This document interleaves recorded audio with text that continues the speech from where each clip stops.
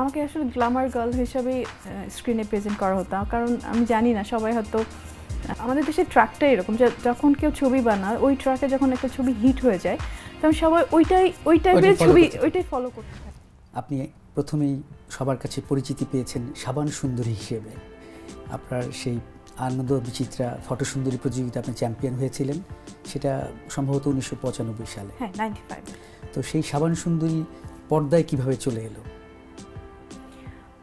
আসলে ফিল্মে আসার, বড় পর্দায় কখনো কাজ করব এরকম কোনো ড্রিম বা সাহস আমার কখনই ছিল না।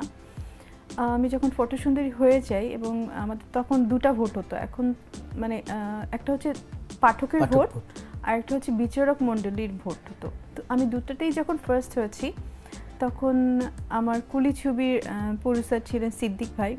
উনি সামহাও জানতে পারে যে মানে জানতে পারে এটা পরে বলি, মানে তখন উনি আমাকে ছবির অফার দেয়। তো সামহাও আমি তখন আমার পড়াশোনা এবং ফ্যামিলি সব কিছু মিলাই প্রিপেয়ার ছিলাম না যে আমি কখনো ফিল্ম করব। প্রথম ছবি আমার ঘর আমার বেহেশত, মানে সেটা মুক্তিপ্রাপ্ত না, কিন্তু প্রথম আপনি তো সেই ছবিতে চুক্তিবদ্ধ হয়েছিলেন কি? না, এটা সবাই একটু মিস্টেক করে। আচ্ছা, আমি প্রথম ছবি শুটিং করেছি, সাইন করেছি আমি কুলি ছবিতে, মন্তাজুর রহমান আকবর, এবং এরপরে আমি সেকেন্ড মুভি সাইন করেছিলাম শহীদ ইসলাম খোকনের না চারিদিকে শত্রু, রুবেল ভাইয়ের সঙ্গে। তারপর হচ্ছে শওকত জামিলের ছবি দরদি সন্তান। তারপর 4 নম্বর ছবি ছিল সোহান ভাইয়ের ছবিটি, আমার ঘর আমার বেহেশত। সামহাও ওই দুটো ছবি মাঝখানে যে দুটো খোকন ভাই এবং শওকত জামিলের ছবি দুটো কাজ করতে করতে একটু পিছিয়ে গেল, সোহান ভাইয়ের ছবিটি আগে শেষ হলো। আচ্ছা, কিন্তু মুক্তি পেল তো কুলি। হ্যাঁ, কুলি মুক্তি ছিল, কারণ হচ্ছে যে সবাই এক্সপেক্ট করছিল আমার ঘর আমার বেহেশত রোমান্টিক ছবি, পপি স্ক্রিনে রোমান্টিক মুভি দিয়ে আসবে, কিন্তু তা হয়নি। বাণিজ্যিক, আমরা কুলি ছবিটা সম্পূর্ণ বাণিজ্যিক ছবি এবং পর্দার আপনার উপস্থিতিটা ছিল একটু অন্যরকম। যেটা হওয়ার কথা ছিল রোমান্টিক ছবি, যে আমার ঘর আমার বেহেশত শাকিল খানের সঙ্গে।